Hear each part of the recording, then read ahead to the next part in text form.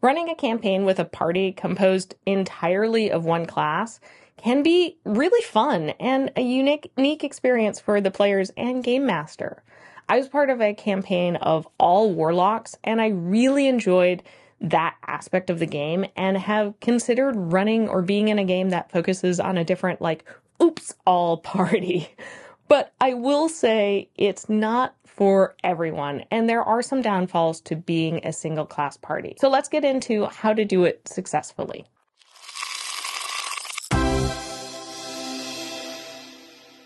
Make sure your system is compatible. Before diving into a single class campaign, make sure your system supports it. Games like Pathfinder and Dungeons and Dragons, I think are really well suited for this style of play because their class options and mechanics are so robust. There's a lot of room for variety within each class in these systems, not only with the subclasses offering different mechanics, but with the ways that ancestry, heritage, and backgrounds add to your character. On the other hand, systems like the Cypher system specifically say not to double up on the same type of characters. And some systems like, Shadowrun or Tales from the Loop might not provide the depth of class diversity needed for a compelling single-class party. Shadowrun, maybe not the depth, but more so that the type of games that work well with that system, you really want to have distinct specialities and people who have a wide range of abilities. So once you've made sure that your system is going to support it, I would say embrace the diversity within the class. The party may all share the same class, but there's still room for diversity in the terms of subclass choices, backgrounds, personalities, and abilities. Like I already said, the all Warlocks game I was in, each of us ended up playing a different flavor of Warlock. I was a Warlock that focused much more on fighting abilities, like Warlock who kind of wanted to be a fighter. We had a Wizard Warlock, a Bard Warlock, and maybe a Ranger Warlock, or just Warlock. So even though our main class was the same, since we all took a different subclass and focused within these subclasses on filling kind of different kinds of roles in the group, it added diversity to the party and allowed for each of our characters to shine in our own way. Which leads me into my next point, which is have different group roles. Now, no matter what class, you can fill different group roles within the party, not only as a frontline fighter, support casters, skill specialist, or ranged attackers, but also how the group works. Who's the face? Who does all of the talking? Who's the muscle? Who is the support character? Who handles puzzles or intellectual endeavors? You can do more than one role, but I think it's great when everyone kind of has a role within the group dynamic. Maybe there's even somebody who their role is making sure they've got everything they need and keeping track of the party inventory and money. Game masters, as the party is being built, encourage characters to build characters that that end up complementing each other's strengths and weaknesses, so you can ensure a well-rounded party capable of handling challenges within that class. You do need to be aware of what that class's strengths and weaknesses are. And this is probably a point maybe geared more towards the GM, but I think players also need to keep this in mind. What is the party going to be suited for when designing the campaign and encounters? A party composed entirely of bards may excel in social situations and intrigue, but struggle in combat without a traditional frontline fighter.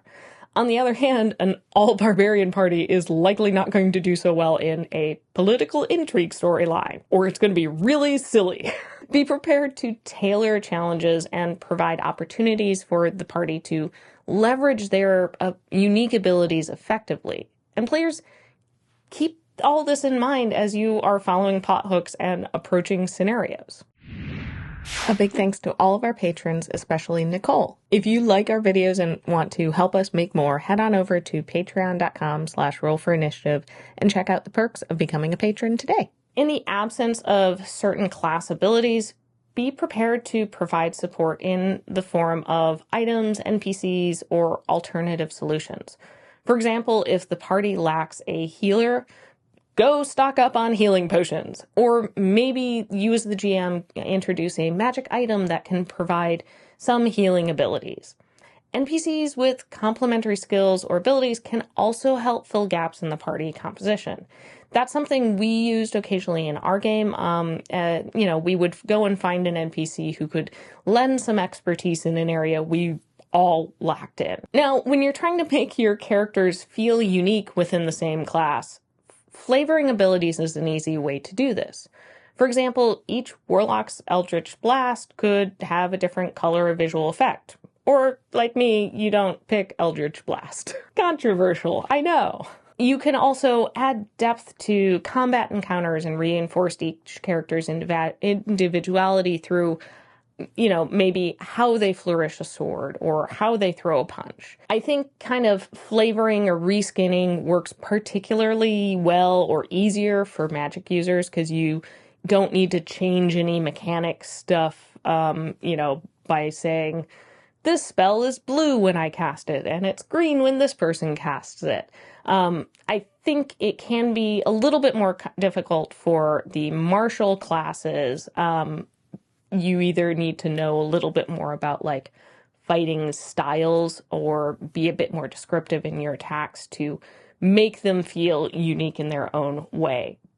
How does it look when your barbarian rages versus the others in the party? Which also leads me into a point that I think some classes work better in a single class party than others. Classes like Bard, Cleric, Druid, Warlock, and Rogue, if we're going like D&D, they have a wide range of abilities and versatility, which I think makes them ideal for this kind of campaign. Some martial classes may be less suited due to their reliance on physical combat and lack of like magical versatility or some of the wider ranges of skills and kind of group roles. But I could see a party of like all monks being really interesting and would love to know your thoughts on how to make some of the other martial classes work for a one-class party. Now, finally, with a single class party, expect some chaos and embrace the goofiness when it comes up.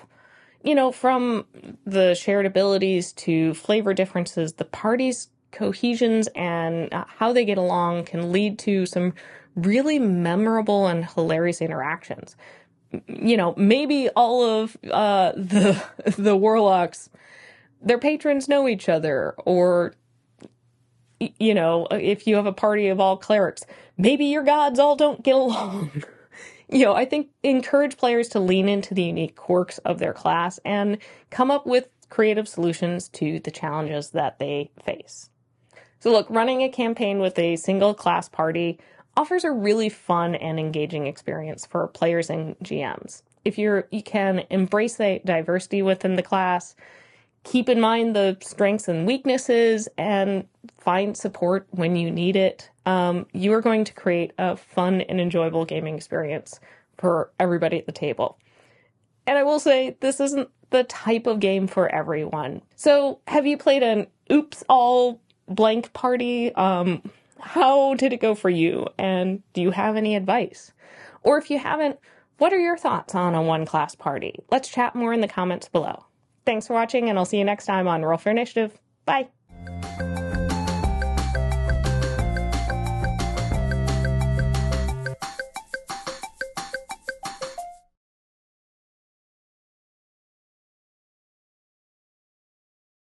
Good. Sound was rolling on that one.